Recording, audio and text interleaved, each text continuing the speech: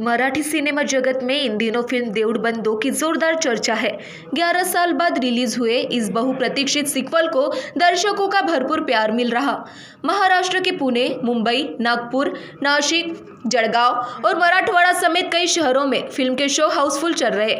दर्शकों की भारी भीड़ और सकारात्मक प्रतिक्रिया के चलते फिल्म बॉक्स ऑफिस पर शानदार प्रदर्शन कर रही है। सोशल मीडिया पर भी फिल्म की कहानी, भावनात्मक दृश्यों, संगीत और कलाकारों के अभिनय की जमकर सराहना हो रही। फिल्म का लेखन और निर्देशन प्रवीण विट्ठल तरडे ने किया है। सबसे खास बात यह है कि फिल्म से होने वाली आय को किसानों के हित और किसान आत्महत्या जैसी गंभीर समस्या के खिलाफ जन जागरण एवं सहायता कार्यों के लिए समर्पित करने की पहल की चर्चा भी हो रही। यही वजह है कि देउड़ बंद 2 सिर्फ मनोरंजन नहीं बल्कि सामाजिक संदेश का भी मजबूत माध्यम बनकर उभरी है। एका महत्त्वाच्या भूमिकेत माझ्या अनेक सिनेमात आहेत, ते 3 सिनेमात आहेत, कारण नागपूरचा कलाकार मला आवडतो। मागच्या 10 वर्षात माझे जे सर्व सिनेमे झाले त्याचा साऊंड इंजिनियर, साऊंड डिझायनर संकेत धोटकर हा नागपूरचा आहे, गांधीबागेच्या तिथे राहतो। आणि तिसरा एडिटर मयूर हरदास हा नागपूरचा आहे। हंबीररावमध्ये कलाकार माझ्या सिनेमामध्ये होतेच। विष्णू भाऊ आलेलो आहे, तुमच्या समोर आहे। देऊळ बंद 2 ज्यांनी पाहिलेलं असेल त्यांना त्याची ताकद कळलेली असेल, नसेल पाहिलं तर एकच सांगतो तुम्हाला, आजच्या जाऊन थिएटरला बघा आणि माझ्याकडनं लिहून घ्या। सिनेमा पाहिल्यानंतर तुम्हाला काय प्रचिती येते ते तुम्ही मला येऊन सांगा, आपण बोलू। कारण माझा मुळशी पॅटर्न काय, सरसेनापती हंबीरराव काय, देऊळबंद 1 आणि धर्मवीर 1 आणि 2 काय, सगळ्यांनीच इतिहास घडवले, पण याने इतिहास रचला अक्षरशः या चित्रपटाने। कदाचित माझी ओळख इथून पुढे जी मुळशी पॅटर्न होती त्याच्याऐवजी आता देऊळबंद 2 अशी होईल की काय, इतकं या सिनेमाने इतिहास घडवलाय। असा एक प्रेक्षक नाही जो सिनेमा पाहताना रडला नाही, जो हसला नाही, जो भारावून गेला नाही। क्वचित ज्यांनी सिनेमा पाहिलाय त्याच्याशी बोला। प्रवीण तरडे सोडा, चला लेखक दिग्दर्शक आहे, कैलासवाणी निर्माते आहे, स्वतःच्या पोराबद्दल सगळेच चांगलं बोलतात, पण एकदा ज्यांनी कुणी सिनेमा पाहिलाय त्या माणसाला एकदा भेटा, तो काय सांगतोय ते ऐका आणि मग तुम्ही ठरवा सिनेमा बघायचा। 1 नंतर 2 यायला एवढा उशीर काय लागला? असं उशीर लवकर असं नसतं। ज्यावेळी 1 आला त्यावेळी मी, तुम्हाला माहिती माझा पहिला पिक्चर होता, त्याच्या आधी मी रेगे नावाचा सिनेमा लिहिला होता, देऊळबंद 1 केला, त्यामुळे मी मुळशी पॅटर्न सुरू केला।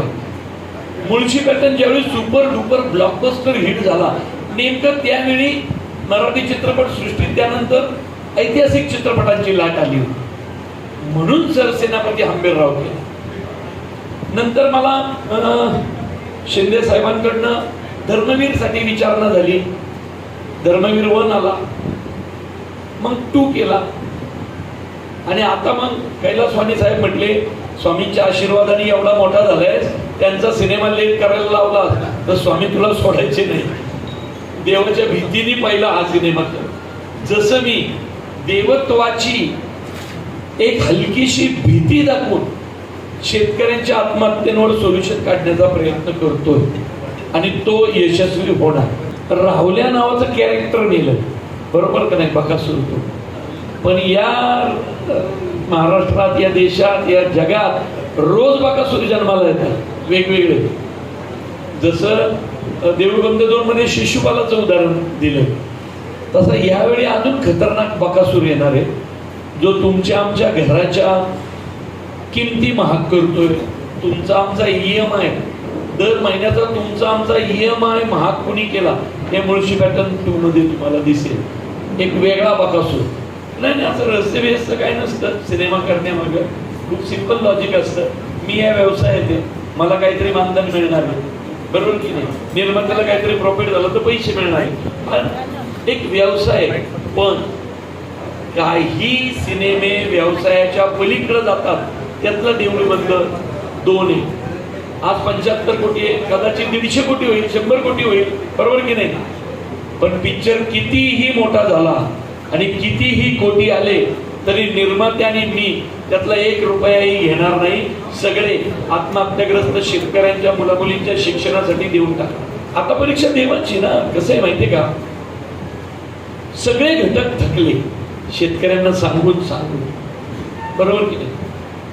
सगळे घटक थकले, सगळी सरकार थकली, सगळे मुख्यमंत्री थकले. आत्महत्या थांबल्या का? आकडा तर वाढत चाललाय. प्रत्येक सरकारने कर्जमाफी केली मागच्या 20 वर्षात, सगळ्यांनी केली की. पवार साहेबांनी केली, विलासरावांनी केली, पृथ्वीराज बाबांनी केली, फडणवीस साहेबांनी केली, उद्धव साहेबांनी केली, शिंदे साहेबांनी केली. सगळ्यांनी केली की नाही? आत्महत्या थांबतच नाही. म्हटलं चला, लोकांचा कुणावरच जगात विश्वास राहिलेला दिसत नाहीये, म्हणून देवाला बोलू आणि देवाला परीक्षेला बसू. देवानी शेती केल्याशिवाय आता काही शेतकऱ्यांची आत्महत्या थांबणार नाही, म्हणून आता परीक्षा देवाची. सिनेमा पाहिलाय का तुम्ही? कुणी पाहिलाय? काय वाक्य आहे स्वामींच्या तोंडी? जादूटोणा करणाऱ्यांच्या कंबरड्यात लाथा घाली, असं कोण म्हणतं? स्वामी समर्थ म्हणतात, माझा चमत्कारावर विश्वास नाही, माझा फक्त कर्मावर विश्वास आहे. तुमचं कर्म ठरवतं. Bureau report NTV 24.